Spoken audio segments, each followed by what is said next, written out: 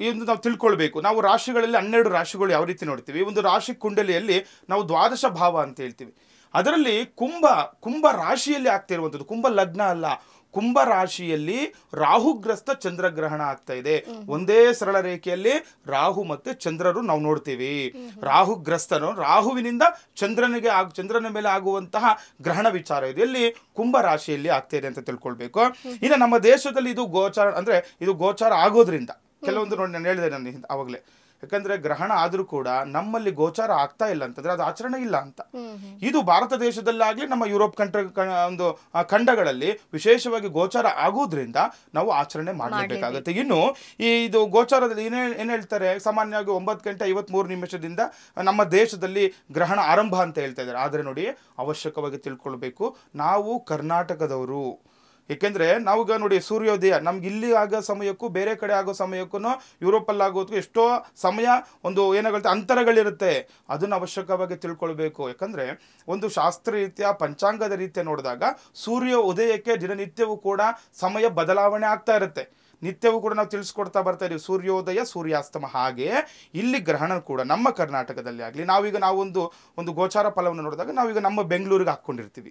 ಈಗ ನಮ್ಮ ಬೆಂಗಳೂರು ನಮ್ಮ ಕರ್ನಾಟಕದ ಬಂದಾಗ ಇದು ಈ ದಿನ ಯಾವತ್ತು ಸೆಪ್ಟೆಂಬರ್ 7ನೇ ತಾರೀಕು ಭಾನುವಾರ, ಇದು ರಾತ್ರಿ ಪ್ರಾರಂಭ ಆಗುವಂಥದ್ದು. ಅಂದ್ರೆ ಇದು ಯಾವಾಗ 8:58 ಆರಂಭ ಆಗುತ್ತೆ ಅಂತ ತಿಳ್ಕೊಳ್ಬೇಕು ನಾವೆಲ್ಲ. ಯಾಕಂದ್ರೆ ನಾವು ಕರ್ನಾಟಕದಲ್ಲಿ ಇದ್ದೀವಿ, ನಮಗೆ ಯಾವಾಗ ಗ್ರಹಣ ಆರಂಭ ಆಗುತ್ತೆ ಅವಾಗಿಂದ ನಾವು ಆಚರಣೆ ಮಾಡುವಂಥದ್ದು.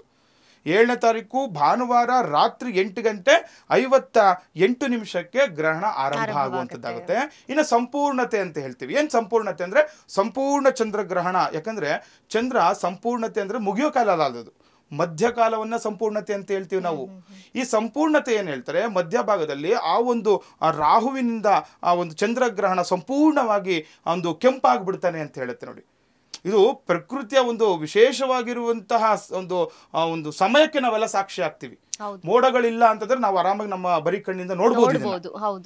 ಏನಿರುತ್ತೆ ಇದು ಹೇಳ್ತಾರೆ ಇವಾಗ ನೋಡಿ, ಒಂದು ಸಂಪೂರ್ಣತೆ ಬಂದು ಮಧ್ಯರಾತ್ರಿ 11:40 ಸಂಪೂರ್ಣತೆ ಇರುತ್ತೆ. ಅಂದ್ರೆ ಮಧ್ಯಭಾಗ ಇದು ಸಂಪೂರ್ಣವಾಗಿ ಚಂದ್ರಗ್ರಹಣ ಆಗ್ತಿರುವಂತಹ ಸಮಯ ರಾತ್ರಿ 11:40 ಆಗುತ್ತೆ. ಇನ್ನು ಮೋಕ್ಷ ಕಾಲ ತಿಳ್ಕೊಳ್ಬೇಕಾಗುತ್ತೆ. ಮೋಕ್ಷ ಕಾಲ ಮರುದಿನ ಅಂತ ಹೇಳ್ತಾರೆ. ಯಾಕಂದ್ರೆ ನಾವು 12 ಗಂಟೆ ನಂತರ ನಮಗೆ ತಾರೀಕು ಬದಲಾವಣೆ ಆಗುತ್ತೆ. ಅಂದ್ರೆ 8ನೇ ತಾರೀಕು ಇದು ಸೋಮವಾರ ಏನಾಗುತ್ತೆ, ಬೆಳಗಿನ ಜಾವ 2:25 ಮೋಕ್ಷ ಕಾಲ ಅಂತ ಹೇಳ್ತಾರೆ.